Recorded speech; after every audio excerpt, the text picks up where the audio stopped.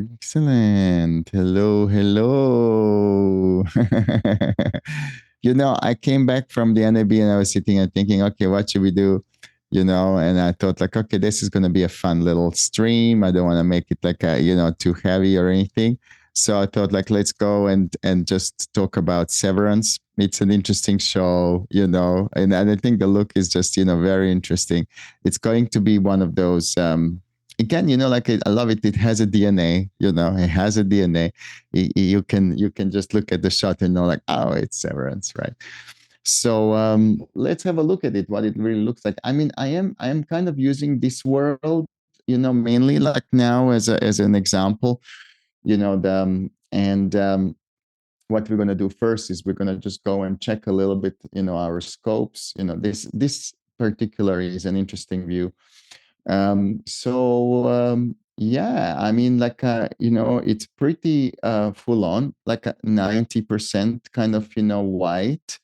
Yet it doesn't feel so bright, right? The image, right? So there is a kind of white around here, right? And it has a little kind of vignette, obviously, right?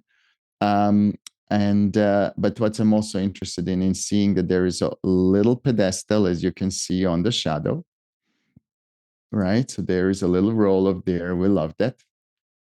We love that. We love it. And then also like the face is kind of on a safe mid gray, But one thing I noticed about the face is how saturated the skin is. So the skin is kind of the most saturated part, because if you look at it, like look, so like that you can totally tell the skin is so complementary to everything else. I mean, look at it. This is like a kind of really a most perfect example of a complementary orange and teal, right? So this is your skin, and this is everything else. This is the highlights and everything else. It's really well. I mean, they pulled it apart really well. So this is the look, really. This is why I think why it's so remarkable is because of the two reasons, right? The first reason is definitely because it has this kind of very high contrast. Okay, so with the background and the shadows are very nice and deep, so this is 100%, what really drives the attention. You see how deep the hair is, right? And his eyes, it's very deep in darkness. But really what kind of makes it very special, and what probably it's not really noticeable at first sight, is this perfect, complementary tones, orange and teal, that we have with between skin and his environment. Okay, so basically, let's then start and see how best we're going to be able to recreate this. I'm going to use this shot to begin with, simply because I have like a three different shots, so we'll see how our look survives all these three different kind of. This is most kind of like could be closest to this one, right? But like I'll start with these because these are log. And then first thing I'm going to do is I'm going to say output blanking, and I'm going to put it to 235, simply because if I'm, I kind of really want to compare them, like this. It makes a big difference if I switch between one and another and they are not kind of in the same format. So I'll start with that. And then let's see, here we have a wrong setting here. So I'm going to go to clip setting.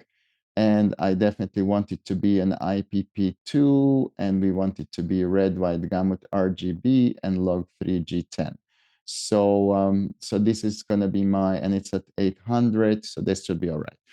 So now what I'll do is I have a pre-IDT node, and then I'm going to put an inode. Let's do this everything in JPlog2.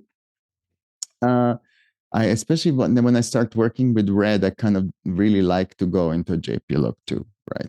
So then what I'll do now is I'm going to go to input my red log. Okay, so this is great. Then what I'll do is I'll leave one node a little bit free here just for me to kind of be able to experiment. And then here I'm going to put my Colourlab AI creator. Excellent. So this is the one. And I want to just tell it straight away, hey, stay in JPlog 2. I don't want it to change that. And then here I'm going to put my look designer. And in the look designer, I'm also going to say, hey, I want you to be JPlog2, JPlog2. JPlog2 and the output JPlog2. I don't want this to change. Then we'll see like probably we might need some secondaries here as well for the skin. We'll see how that's going to work. I'll leave it just like this for the moment. And then I'll do my lens and then I'll do my outputs for the Filmlab and then here I'm going to put the on-node. So just to understand, this is not necessarily my node tree that I would normally use for grading, but I'm just building a look. And then probably what I will try to do is I will try to then combine this look into just one node or something like that later anyway. So I just basically building myself nodes for that. And I'm going to use ACES2 this time, simply because this look is a little bit more contrasty. So I just feel like, okay, this is definitely a little bit more of a kind of yeah. I think that with ACES2, I could go with ACES1 as well. And you see the moment I go ACES1, everything peaks. So we will see actually between one of those two, I'm going to be able to understand which one's going to work best for me. Okay, so let's start. So I'm just going to label this a little bit. So this is my IDT so that we can find our way around it. This is my ODT. This is now my AI node. And this is now my look designer node. Okay. Okay, so let's start. So first thing, I'm going to be just very cheeky, and I'm just going to go and grab this image. I'm going to put the Colourlab AI creator on this image. I'll leave it log C to log C because all I want to do is I want to just save it as a reference. That's all I want to do. And then I'm going to go back to this shot. And then let's see, now I'm going to show my reference. I know that it's showing crazy because it's going through an ODT. Okay, you know what? What I'll do now is I'll save it again. Hide the reference. I'm going to come here and I'm going to tell it, hey, I want you to be JPlog2 to JPlog2. Let's do this now. And now save it as a reference. That should be better. All right, great. And now if I come here and I'm going to go and say, okay, do me a match. Let's see what's going to do. Okay, we went a little crazy for that highlight, right? And that's okay. That's okay. We don't mind. We just really we need to now work a little bit around, this part so we can then go into our global blend and see whether this is going to help us. So maybe that could be like, but it's still like a clipping a lot, isn't it? So, okay, so let me see now if I disable it here and if I then maybe do one node after my AI, and then I'm going to go and just drive this gain down. So if I'm correct, okay, so still pushing it too hard. Okay, undo this one. And then let me see if I was to bring this gain down here. This is better. Okay, so I'm just gonna I don't want any clipping. I want to still preserve my highlight perfectly. So I'll just keep this so that it's on the top there. And then I'm gonna go and lift my gamma a little bit. So all of that I'm doing now on the pre-AI node. Okay, so that's all I'm doing now. So I'm gonna go do this as well. Actually, you know what? I'm just gonna try something else before I completely commit to trim. Let me actually try something else. Now what I'm going to do, instead of my grabbing, this from the still, because, I'm going to actually go and say select reference, and I'm going to say new reference. And then I'll go to my downloads and I have a severance, and let me find that actual still. I can do that as well, because that way I know that my conversion is a little bit better. So this is it. Okay, so I'm going to say open, gamma 2.4. Yeah, that's okay. All right. So now let me see how is this looking. Yeah, this is looking better. All right. So let me now do and say match. Let me just reset these guys first so I don't have that match. Okay. So this is less trimming on my behalf. So what I did now, because basically when I grabbed the still here, I told it still by input and output that my still is actually in JP Look 2 where it's not. It's actually Rec 709 still, right? So I would actually have to put an IDT first and then grab the still. So okay, so we fixed it. So now we understand a little bit like that. So okay, let me now just check these two, how they're looking. Very good. So you see, I have now kind of a feel, right? If I was just to now to say, right, you see, I have the overall kind of feel. I'm still far, far away. But what I do is I have overall kind of the luminance, a little bit of that kind of the desaturation. AI did a pretty good job with the saturation part, right? But now it's really going to have to be a little bit more fine tuning and figuring out how to get to that tonality that we have. All right, so for that, I'm gonna call to help my look designer, okay? And the first thing I'm gonna do is I'm gonna start with contrast because what I really need is I need to have that kind of black, little roll off, I need that, that little thing like that. So I'll do like a little Kodak print, and that already is much better. And if I kind of increase that a little bit, you see how now my shadow is getting cloggy. So that clogginess in the shadow that we've been seeing here and in his hair comes actually from print emulation S curve. So I'm pretty sure this is what they had as well. Yeah, it kind of feels very, very familiar. The only thing I'm going to do is I'm also adding a little crunch. You see, the crunch is just really like gives me that bite, you see how I have on top of his face, this kind of high reflection. And now with the crunch, right? If I'm opening my crunch, I get the same thing. The crunch doesn't do just a shadow, right? Crunch does a little bit highlight, and we want that. We definitely want that. So now I basically look, if I'm just to bypass my contrast and bypass my crunch, oops, you see, I'm kind of much closer now in terms of the contrast. So overall, I feel like, okay, we're in a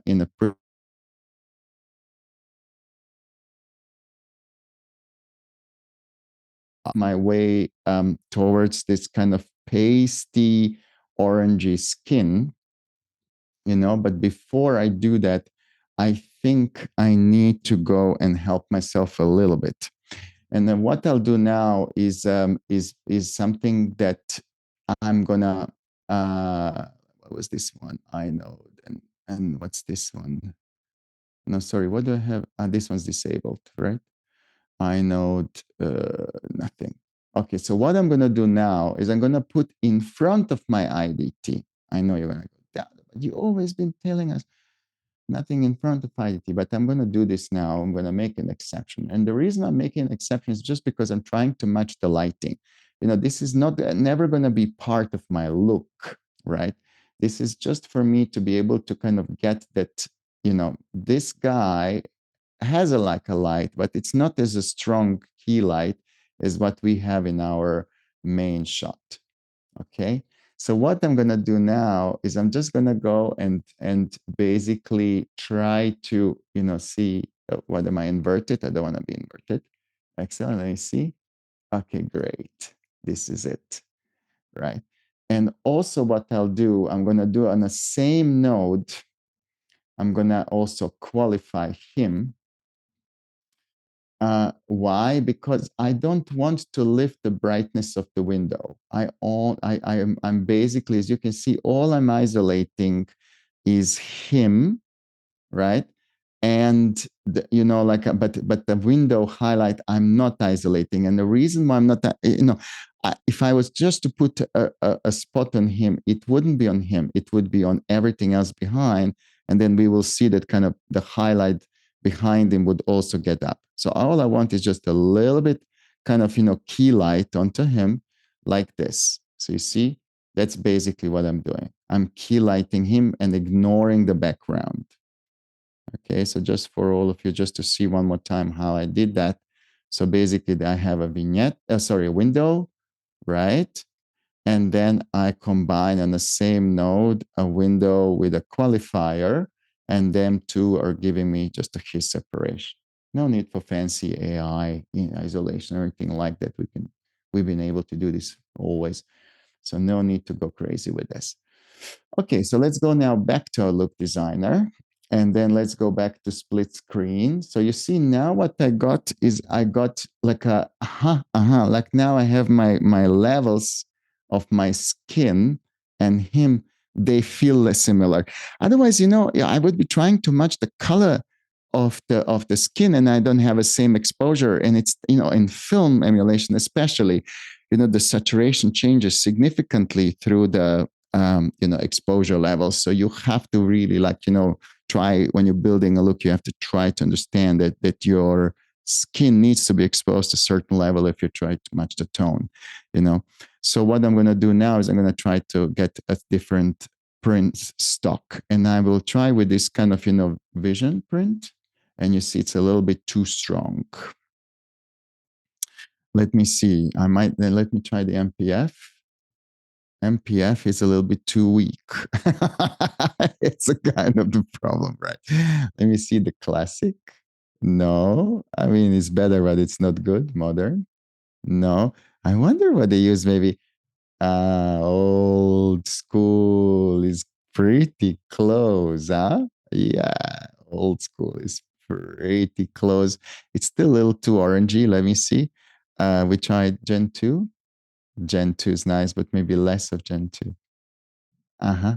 So yeah, so I think I'm playing between Gen 2 and it's pretty nice actually. Look, what I did is I just turned down a little bit down the Gen 2, and look what it does.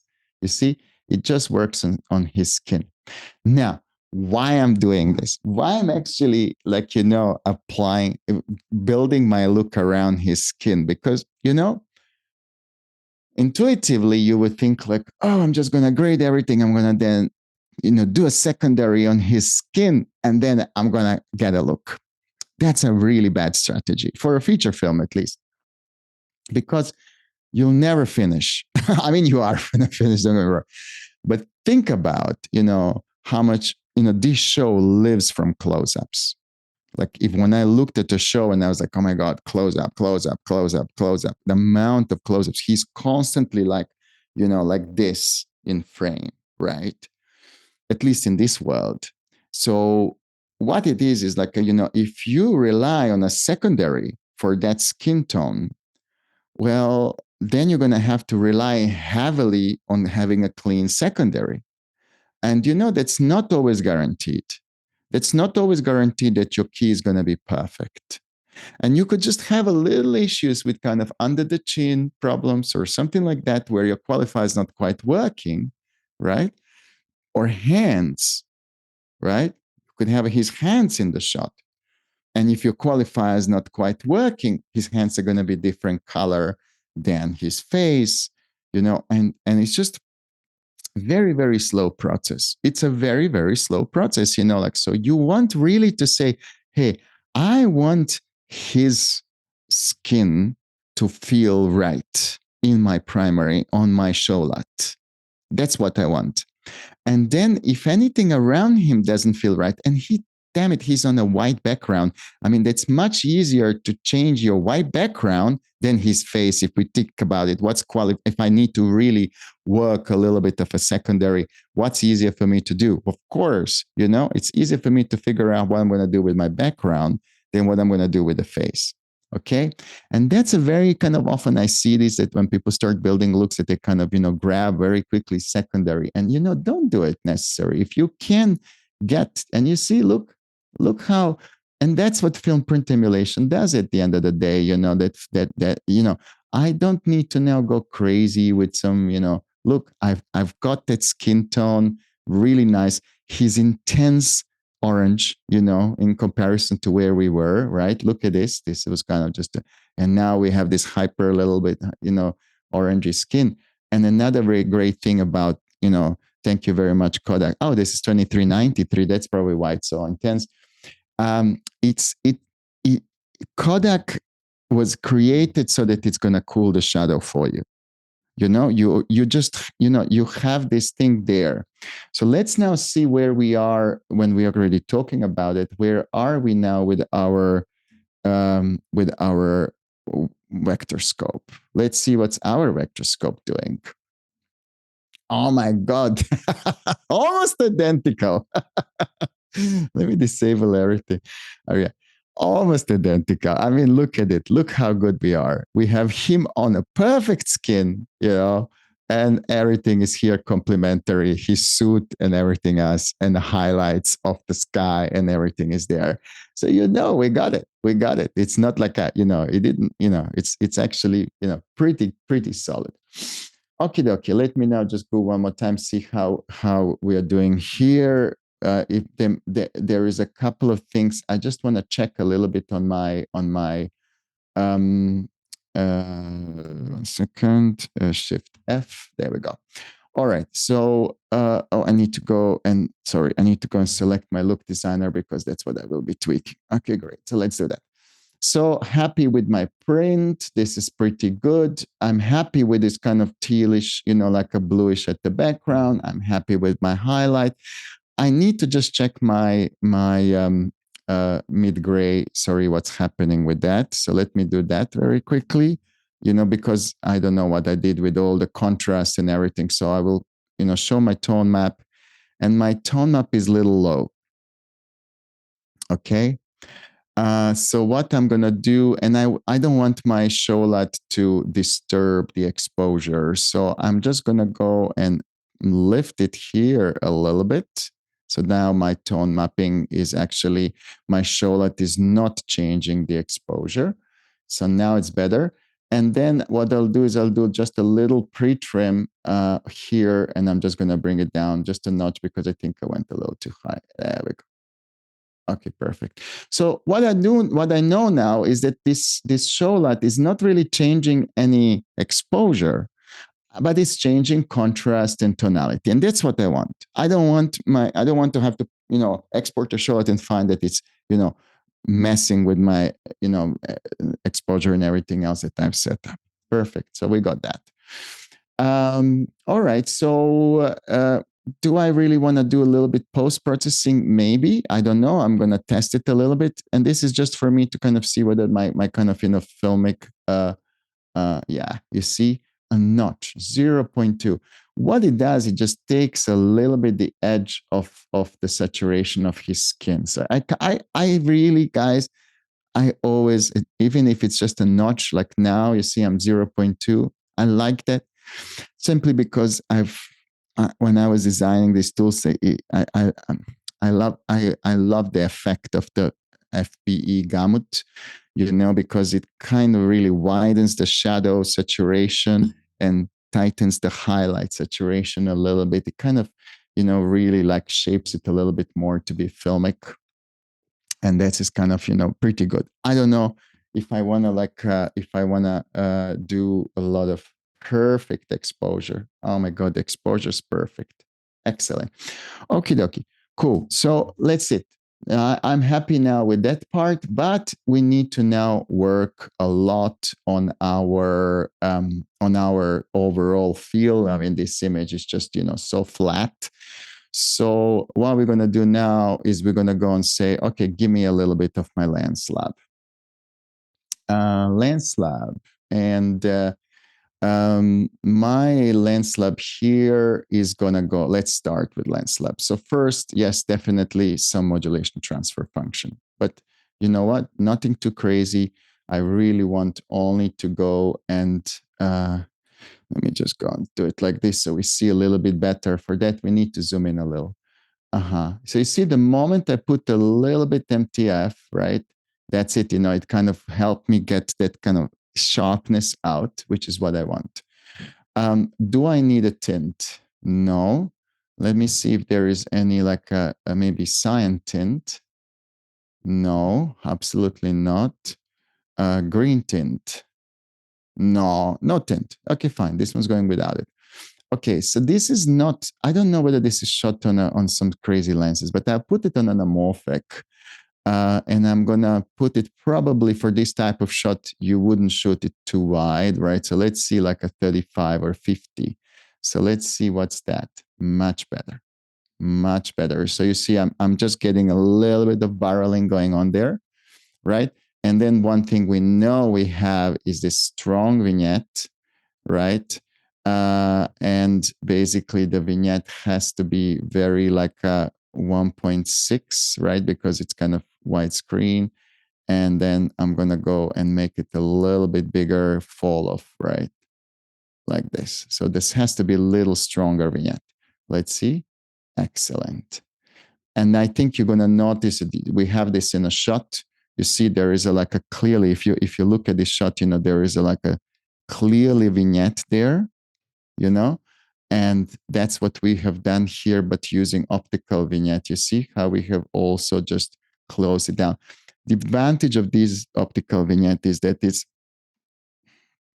a little cleaner, because it has a like a kind of more gradual fall off, right? It's and it kind of it feels very good. So let's see. This is just my lens. Oof, my God, what a difference! it's I love LensLab. Why are we not using more LensLab? That's always what I kind of ask. I say, why am I not, telling people more about it? Maybe because it's still secret. Okay, great. Halation, forget about it. I don't think I need any halation. I don't think, no, the texture is pretty good, but I definitely need a grain. Oh my God. On the NAB, I had a couple of really well-known colorists come around and look at the grain lab. Somebody told him about grain lab because they started coming and they were like, oh God, I heard about, can you show me that? And they were really trying to find anything possible. They were so pixel peeping. I mean, one guy stayed almost an hour looking at the grain lab. And one thing he told me, he said to me, it's incredible. He said that, we have a live grain that charges 7,000 whatever per episode, or there is another grain, I forgot the name of it, where they kind of ask you first, what's your budget? And then we tell you what license you have. And that you have here a grain that costs like fraction of the price. And it looks so much better than the other ones. I don't know, he kind of tried to tell me that I should be selling it like license as well. And I tried to tell him on this, I always feel like this, I find it really wrong that I have to ask production to buy me a tool that I'm going to use to give them my service as a colorist. I always thought like me as a colorist, I have the tools and you have to come to me to work with my tools. So if I have a tool that colorists can't afford, then there's something wrong with it. So yeah, so anyway, it's a little bit like a kind of, counterintuitive idea that, sell grain so expensive just as because it's good. I don't know. Anyway, so we'll keep it. Maybe should I do oversample? Yeah, we oversample definitely. Now, this is a part where you guys on Zoom are not going to be able to probably get the exact idea to what I'm doing. But yeah, I'm going to just, what I'll do is I'll show you in a minute because I have to really zoom in and to kind of, see what's happening with his texture. Very, very tiny, very tiny. Actually, I don't think I need this much print grain. It doesn't look like it had a lot of print grain. It definitely has a texture. And then, no, this is all fine. This is all fine. No flicker, no nothing. So what I do now is I will then see, you see like basically how I'm checking my grain. Look, I basically check and make sure, that I get this similar level of thickness around these lines, right? So this is also a good indicator whether you have enough texture or not. Okay, so there we go. It's looking actually pretty good. now what we want to do is, I would say, guys, I don't think I need to do any more than this. I don't think I need to. My only other thing would be to probably see, like, do I need any halation? I don't, right? I get out the lens, I print lab. Let me try. I doubt it. Because I already kind of got all of that working with Look Designer. Yeah, no, it's not really needed. It just really spoils the fun. So this is kind of really where I'm at the moment. My only other thing that I feel there is like a slight level of kind of sharpness level or something like that, which I'm going to try to see whether I can go MTF controls and go positive. Yeah, this is it. Not there. Let me see positive here. Okay. All right. So I'm doing like a little bit something that feels a little bit counterintuitive, but let me explain this. So when I look at these two images, what happens is that I just feel that I need a little bit more sharpness. So this image just feels a little kind of sharper, right? So what I did then is I went to my lens lab and in modulation transfer function, I used the 60 line per square millimeter and I increased that to positive. So you see, I whacked that to positive. So what that does is that increases the detail of the like a large frequency. And then I'm still knocking off some of that high frequency. So it's possible to do that, you guys. You can totally do it. You don't, that could be like let's say my curve is falling from very sharp lens to softness, for example. So that, and look, if what happens, you see how it kind of, just gives my image just like a little bit softness on a highlight level, but overall, I think I get a little bit more grip on the skin detail. And that would be it now. I'm pretty happy. Okay, now comes the moment of truth.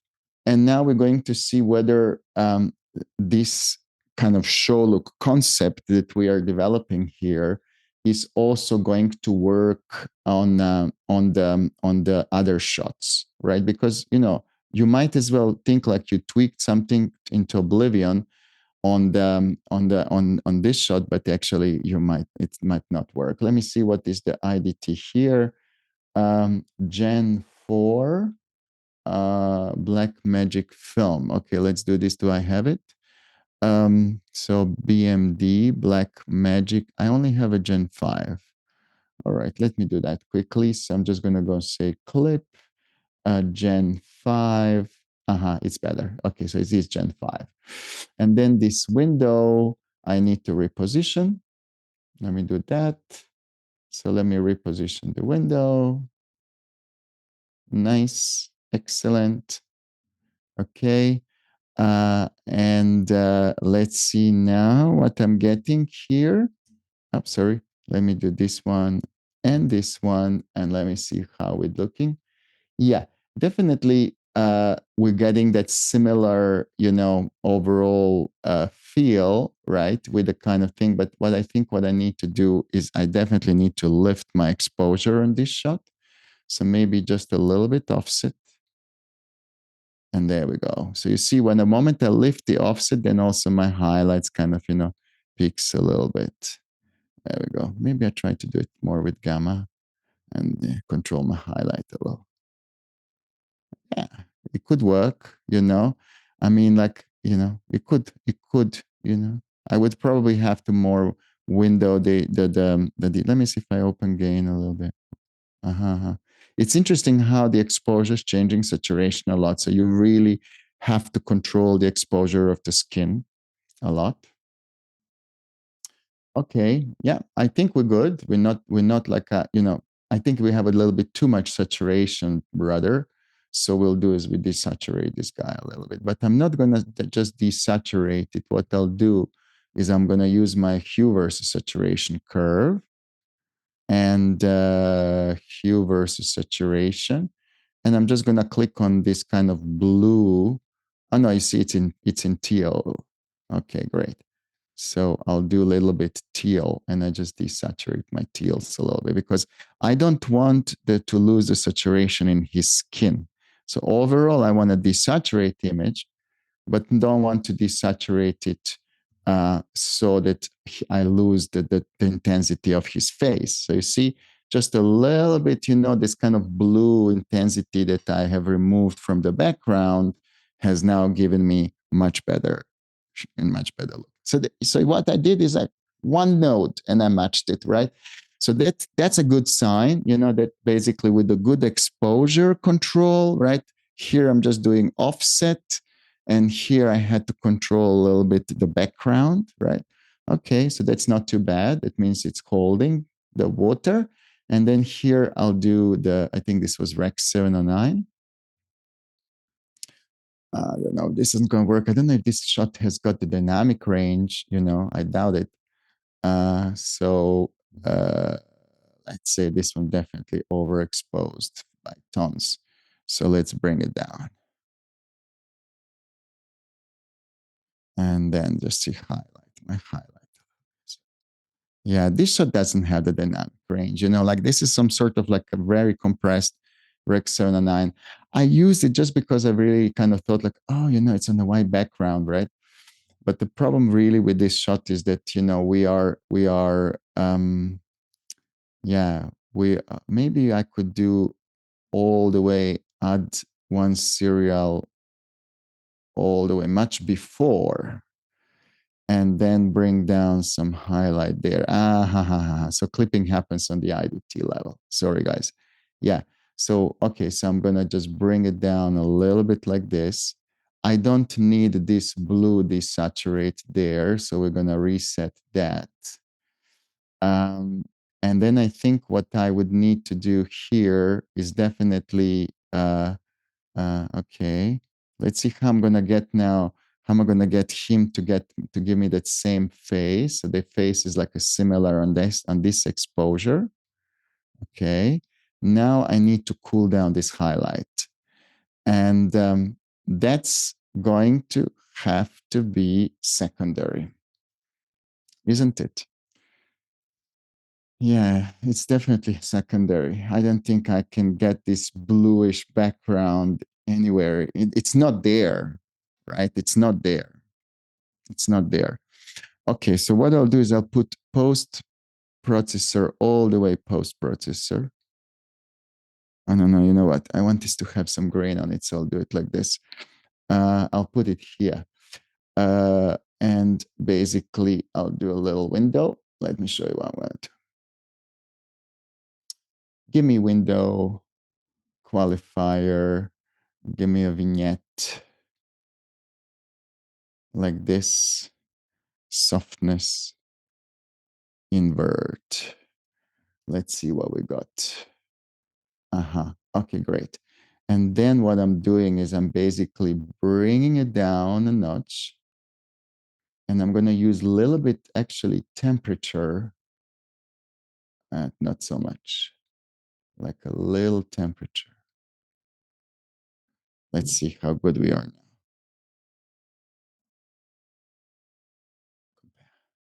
Yeah, actually, it is more tealish, so scrap the temperature idea. Let's use just the gain.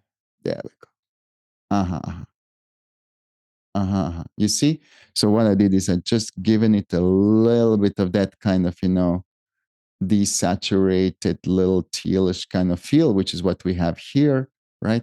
So this is this window there. It's missing depth. This shot is just so flat, I kind of hate it, to be honest with you, because it's just so lit, like a so flat. And I would really love to give him just a little bit more life and desaturate him a little bit as well. I just feel like, okay, that's better. Saturation was a little too strong. So let's see now.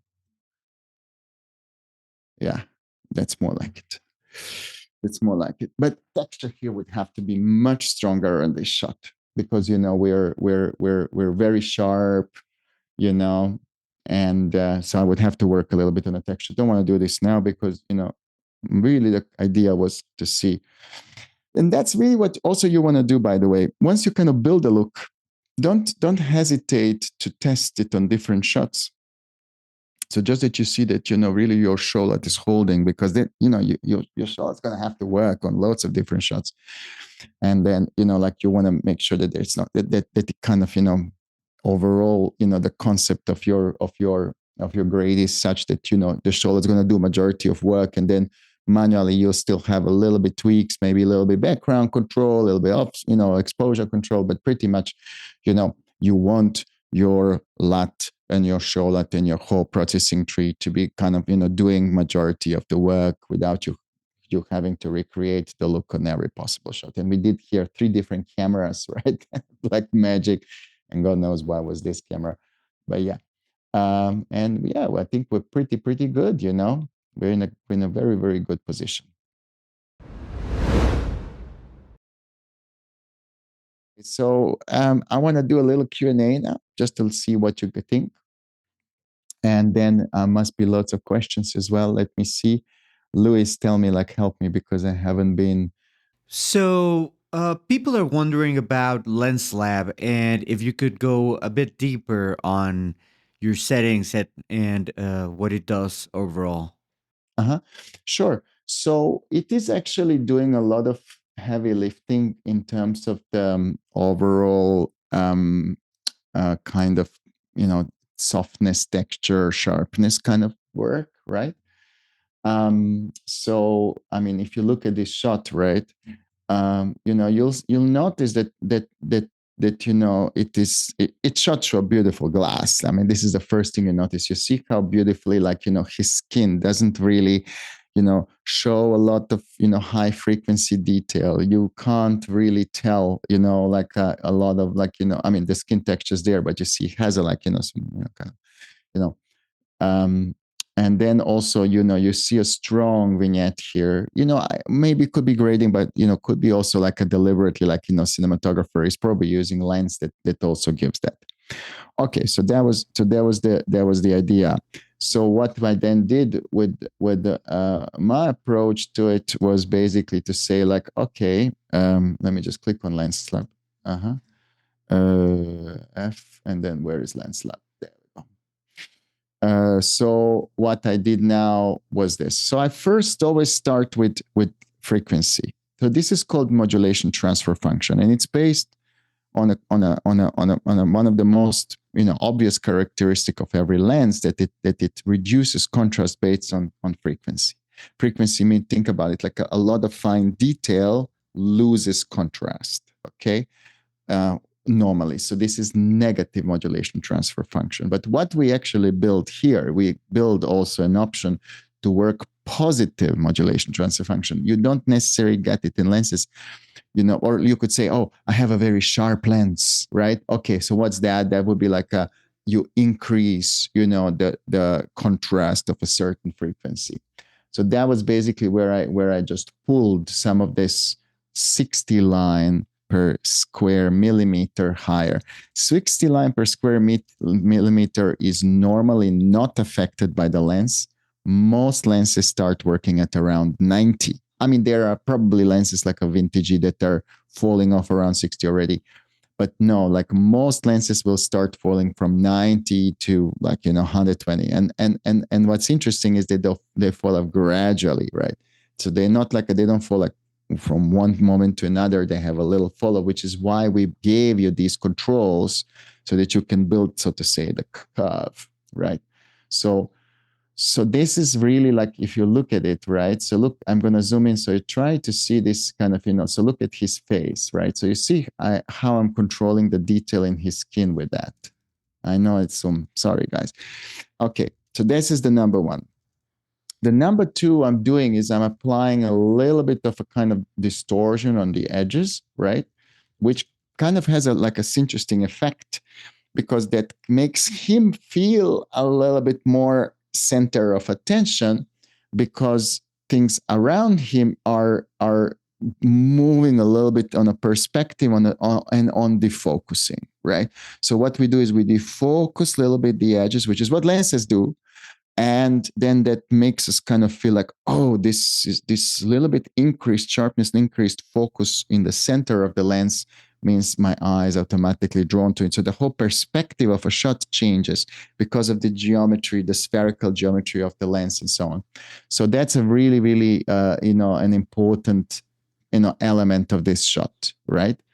And then what we do as well is then we apply very strong vignette. So you see now I'm pretty sure you could do this vignette using vignette, but you would I don't know, you would probably have to tweak it a lot. So we kind of just help you by moving two dials. You get to like a very nice kind of a very, very, analog looking fall off that lenses do. And yeah, so basically, look, this is without lens, this is with lens, this is without, and this is with. And that kind of, overall, I think it helps just make this whole kind of stock footage shot feel a little bit richer. And yeah, so that's exactly the thing. Thank you, Dado. So Rich is wondering why we don't have more options in Filmlab, and we're currently sticking with Vision 3 and 2383. Okay, so this is what we had to do with Filmlab. And the reason why we did Filmlab to begin. Why do we have Filmlab? We already have a look designer, right? So why did we do it? Okay, so this is why. We've been building Filmlab to work with Alexa 35. Okay, and so we have a camera that has an incredibly high dynamic range. Okay, and that dynamic range is, higher than normal film scan. So you have to understand all film profiling that was ever done so far was done with us printing a certain amount of color patches, usually around 1,000 patches, and then using a densometer to measure those patches. Okay, so the problem is with that approach is that we only had a certain view of the film's dynamic range and its color performance. We had whatever densometer was giving us and whatever these patches were printed as well, right? So now we said, okay, how are we going to get more detail, right? So that we can map the print to the dynamic range of Alexa 35. We are not matching to Alexa 35, we were matching it to a JP Log 2 because that's the native color space of this film emulation. So there are now methods that you don't necessarily have to use densometers, that you can use film scanning and you can triple flash. It's kind of a process where, they do this a lot in high-end scanners. They don't use just a single light. What they do is they use separate red, green, and blue light, or it's not quite red, green, and blue. It kind of has a little twist. And, you guys who have been attending the masterclass by Barbara Fluchtinger, she has explained that in a detail. She takes it to an absolute extreme, but it's absolutely wonderful to understand the benefit of that. And in order for us to do this purchase, we need film, a new film. So this is the film we got now, right? So Rich, that's the film I can buy. These two film prints are one print, one negative is two prints that are available on the shelf. And yeah, if they start manufacturing other prints, then we could, do the similar, stuff with other prints as well. The other thing would be that we also use AI. This is an idea that we use AI to estimate the behavior, which could be also a possibility. We've been thinking about it as well. Maybe one day we'll try to do that as well. So that would be good. But this is what we were able to get today, reprofile, adapt to JP-Log 2 and give you that. Yeah, that's the answer. Okay, so I think those are the questions right now. Yeah. Also, people are wondering when the new versions are coming out of the OFX. Okay, so if you have a Filmlab, if you go to your account, you can already download them now. So Filmlab has been updated and it's already there. And I was just about to send an email this morning to all people who have Filmlab to start using it. I am going to update early next week, probably Monday, the standard look designer and the grain lab as well. Right now, we have the new builds for that are part of the Filmlab. And by the way, what we added to Filmlab is special versions of Look Design and Grain Lab that work with Filmlab license, so you don't have to install the server anymore. And then also the new versions of Look Designer are coming out by Monday as well. We're just basically finishing a couple of bits and pieces. Yeah, so it will be. It is kind of. We have already Da Vinci version of Look Designer. We're just working on Baselight version and new and stuff like this. So we're just kind of picking up all the other bits and pieces. But keep an eye on your email box. At the moment I upload something to the server, I will let you know. Yeah. All right. So excellent. I think this is it. Lovely. So guys, hope you enjoy this. Hope you enjoy this love stream. Yeah, I mean, I personally, love these kind of little look building exercises. It's always fun to do them. On that level, I wish you all most wonderful weekend. We have a Easter, Passover, and everything coming now. I think I'm not sure exactly, but yes, it's a spring break for some of you. So hope you enjoyed. And I'm looking forward to seeing you all next week again. Thank you very much. Speak to you soon. Bye-bye.